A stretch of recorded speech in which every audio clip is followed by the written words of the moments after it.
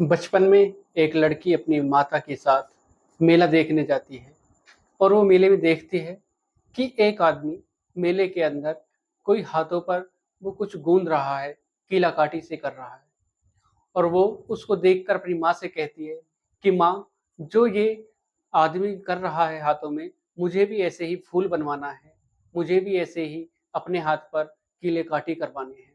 उसकी माँ कहती है कि बेटी, जो ये एक बार बन जाता है वो पूरी जिंदगी हाथ पर लिखा रहता है, इसलिए कुछ ऐसा बनवाना जो देखने में अच्छा लगे और जो कोई भी उसको देखे तो उसके लिए एक अच्छा संकेत जाए। तो लड़की कहती है कि ठीक है माँ, मुझे अपने हाथों पे ओम बनवाना है। वो लड़की उस व्यक्ति के पास जाती है और उससे कहती है कि अंकल, मेरे हाथ पर ओम बना दीजिए। जब वो व्यक्ति उस लड़के के हाथ पर ओम बनाता है तो उसकी नज़र जाती है उस लड़की की उंगलियों पर। जब उंगलियों पर नज़र जाती है तो वो देखता है, तो कहता है कि आंटी जी, आपकी बेटी के नाखून जो हैं ये सबसे अलग हैं, ऐसे बहुत ही कम पाए जाते हैं। तो उसकी माँ उस बात को याद रखती है और बड़ी होकर वो लड़की उत्तर प्रदेश पुलिस में हेड कांस्टेबल बन जाती है। उसके कुछ ही दिनों बाद वो लड़की गायब हो जाती है और फिर एक लाश मिलती है और वो लाश सिर कटा हुआ होता है, जिसकी कोई भी पहचान नहीं कर पाता। पुलिस उसकी माँ को बुलाते हैं कि क्या पता आपकी ही ये लड़की हो। तो जब उसकी माँ उसको जाती है देखने के लिए, जिसको कोई भी नहीं पहचान पा रहा था, तो जब उसकी माँ उसके पास जाती है, जो बॉडी होती है वो बहुत ही फूली हुई थी और उसमें बहुत ही गंध आ रही थी। और जैसे ही उसकी माँ उसके पास जाती है तो उसको याद आता है वो कहानी जो उसने, जब वो छोटी थी, जब वो मेले में गई थी, कि उसने एक अपने हाथ पर ओम बनवाया था और उस ओम बनाने वाले व्यक्ति ने कहा था कि आपकी बेटी के नाखून बहुत ही अलग हैं। तो जब उसकी माँ उसके नाखूनों को देखती है और हाथ पर बना ओम देखती है तो वो कहती है पुलिस वालों से कि यही मेरी बेटी है। और उस जिसकी पहचान नहीं हो पा रही थी, उसकी पहचान हो जाती है। तो दोस्तों, इस घटना में आगे बढ़ने से पहले अगर आप मेरे चैनल पर नए हैं, चैनल को सब्सक्राइब करें, वीडियो को लाइक करें, शेयर करें, कमेंट करें और बेल आइकन जरूर दबाएं, जिससे कि मेरे आने वाली हर एक क्राइम घटना आप तक पहुंच सके और आप क्राइम से रूबरू हो सकें। दोस्तों, एक कमेंट जरूर कर दिया करो और चैनल को सब्सक्राइब भी कर दिया करो, जिससे कि मेरा हौसला बढ़ता रहे और मैं इसी प्रकार आपके लिए हर दिन एक नई क्राइम से संबंधित घटना लेकर आऊं और आपको उस क्राइम से रूबरू कराऊं, जिससे कि आप भी सतर्क रहें और सावधान हो जाएं। तो दोस्तों, चलते हैं इस घटना की तरफ। दोस्तों, आज की जो घटना मैं आपको सुनाने जा रहा हूं, यह है उत्तर प्रदेश का एक जिला लगता है मुरादाबाद, और मुरादाबाद का ही एक थाना लगता है कटघर, और कटघर थाना क्षेत्र का एक गांव लगता है देवापुर। और देवापुर में जब लोग सुबह होती है तो किसान जल्दी उठ जाते हैं और खेतों की तरफ जाते हैं। जब कुछ किसान खेतों में जाकर अपना काम कर रहे थे तो हवा चल रही थी और उस हवा के साथ ही एक बहुत ही बुरी दुर्गंध आ रही थी। तो एक किसान उठकर जाता है और देखता है, वो नदी के पास जाता है और देखता है कि वहां पर एक सरकटी लाश पड़ी हुई है। सब डर जाते हैं और शोर मचाना शुरू कर देते हैं। तभी वो पुलिस को सूचना पहुंचती है। पुलिस को सूचना देने पर पुलिस उस सिरकटी लाश को अपने कब्जे में लेती है और सोचती है कि अगर इसका हत्या हुई है तो इसका सर कहां पर है। जांच चलती है, फोरेंसिक टीम को बुलाया जाता है और कुछ पुलिसकर्मी जब वहां पर छानबीन करते हैं तो उस घटना से करीब 50 मीटर दूर उस लड़की का सिर मिलता है, पॉलिथीन में बंद हुआ, पॉलिथीन में पैक हुआ उसका सर मिलता है। और पुलिस सोचती है कि इसकी ये जो हत्या हुई है किसने की है, क्यों की है। और उसकी पहचान भी नहीं हो पाती है, तो पहचान करने के लिए पुलिस उसके फोटो खींचती है और सोशल मीडिया पर डाल देती है और सभी थाना क्षेत्रों में डाल देती है, जिससे कि उसकी पहचान की जा सके। अगर किसी ने अपने लापता किसी भी लड़की की रिपोर्ट दर्ज कराई है, तो उससे पता लगाया जा सके कि ये कौन है और उसको वो सौंप दिया जाए। तो जब पुलिस सोशल मीडिया पर डालती है, व्हाट्सएप ग्रुप पे डालती है, फेसबुक पर डालती है, तभी एक पुलिसकर्मी जो पुलिसकर्मी जो खुफिया विभाग में कांस्टेबल के पद पर तैनात होता है, जिसका नाम होता है सोनू कुमार। और सोनू कुमार का एक साथी होता है, वो उसको एक फोटो दिखाता है कि ये सोशल मीडिया पर पड़ी हुई है, व्हाट्सएप ग्रुप पर आई हुई है फोटो, आपकी पत्नी का भी लापता हो गई थी, शायद देख लीजिए आपकी पत्नी तो नहीं है।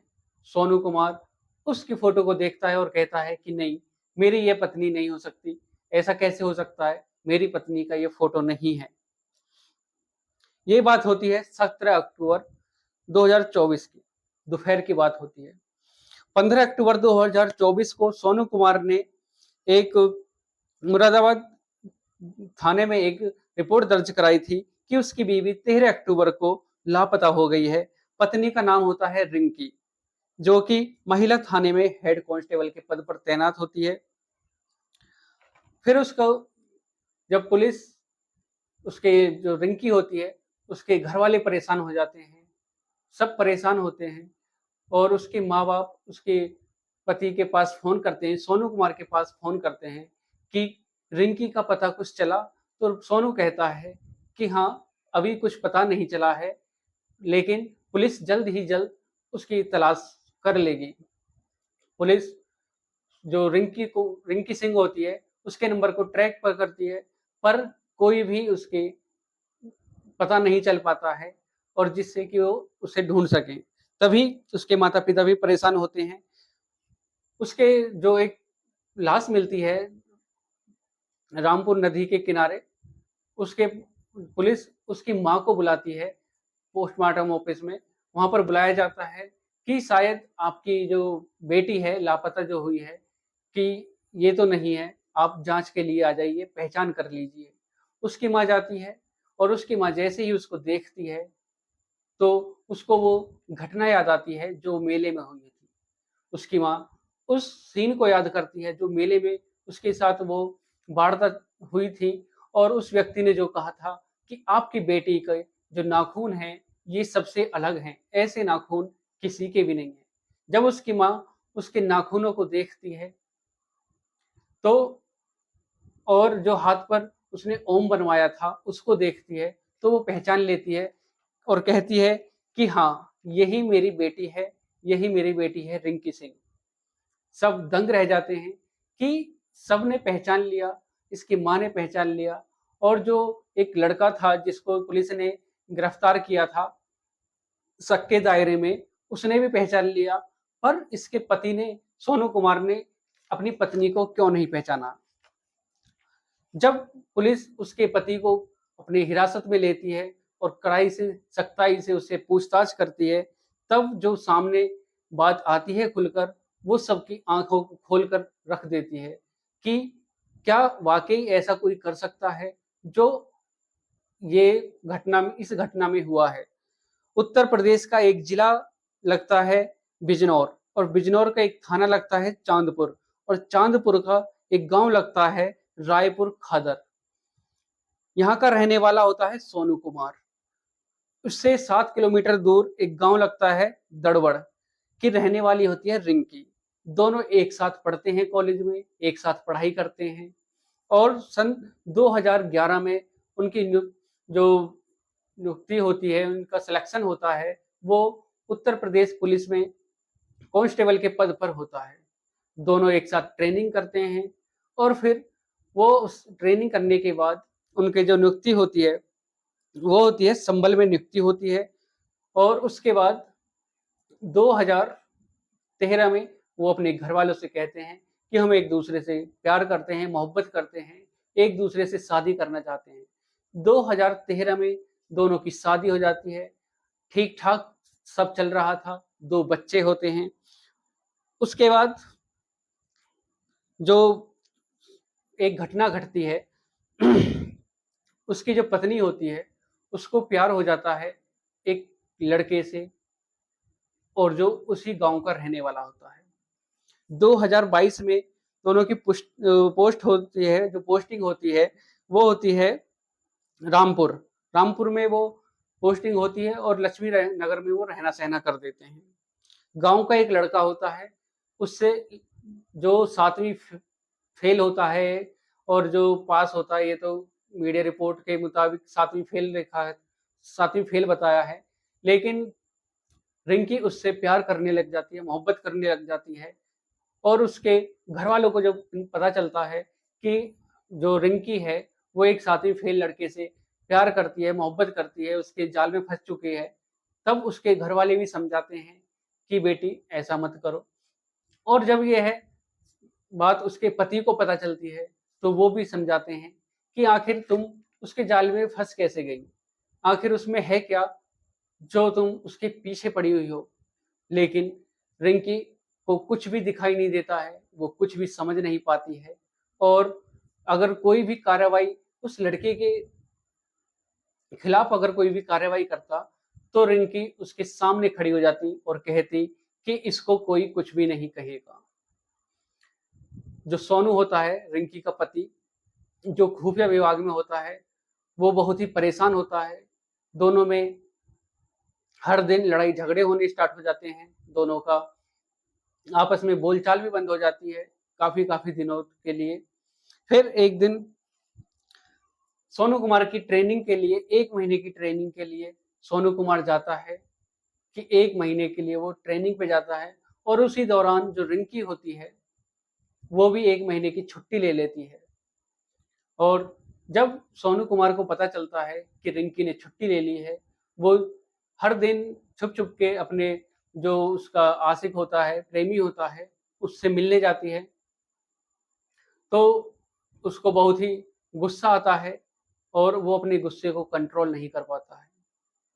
जब उसकी जो ट्रेनिंग पूरी हो जाती है और रिंकी की भी छुट्टी कंप्लीट हो जाती है, 14 अक्टूबर को दोनों को जॉइन करना था, तब सोनू कुमार अपनी जो बहनोई होता है, उसको सारी घटना बताता है और उसको अपने पास बुलाता है। सारी कहानी उसको बताता है कि किस प्रकार उसकी बीवी उसको धोखा दे रही है, एक लड़के के साथ मोहब्बत करती है, जो 7वीं फेल है और इसी गाँव का लड़का है, दारू पीता है, जुआ खेलता है, उसके प्यार में वो पागल हो रही है, घर को बर्बाद करने पर तुली हुई होती है। तब दोनों गुस्से में भर जाते हैं और 14 अक्टूबर की रात को वो जो उसका पति होता है सोनू कुमार, वो उसका गला दबाकर उसकी हत्या कर देता है। और उसके बाद जब तक उसको शांति नहीं होती है, तब तक वो उसका गला दबाए रखता है और फिर उसका एक तेज धार वाले हथियार से उसका गला रेंदने लग जाता है, जब तक उसका गला सिर से धड़ से अलग नहीं हो जाता। और जब वो होश में आता है, तो देखता है कि उसकी पत्नी का कत्ल हो चुका है, हत्या हो चुकी है और सर भी धड़ से अलग हो गया है। तब वो दोनों घबरा जाते हैं कि अब क्या होगा?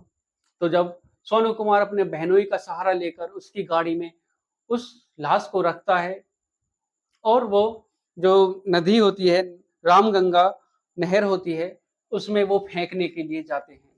वो सोचते हैं कि इस नहर में फेंक देंगे, रामगंगा जो नहर है, उसमें फेंक देंगे और ये बहकर कहीं दूर चली जाएगी, किसी का इस बात का पता भी नहीं चलेगा और सब कुछ ठीक हो जाएगा।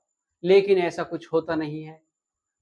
जब वो उस लाश को फेंकने जाते हैं, तभी वो डर जाते हैं, हड़बड़ाहट में वो उसको पानी की बजाय उसके किनारे पर फेंक देते हैं और वो अपने घर आ जाते हैं।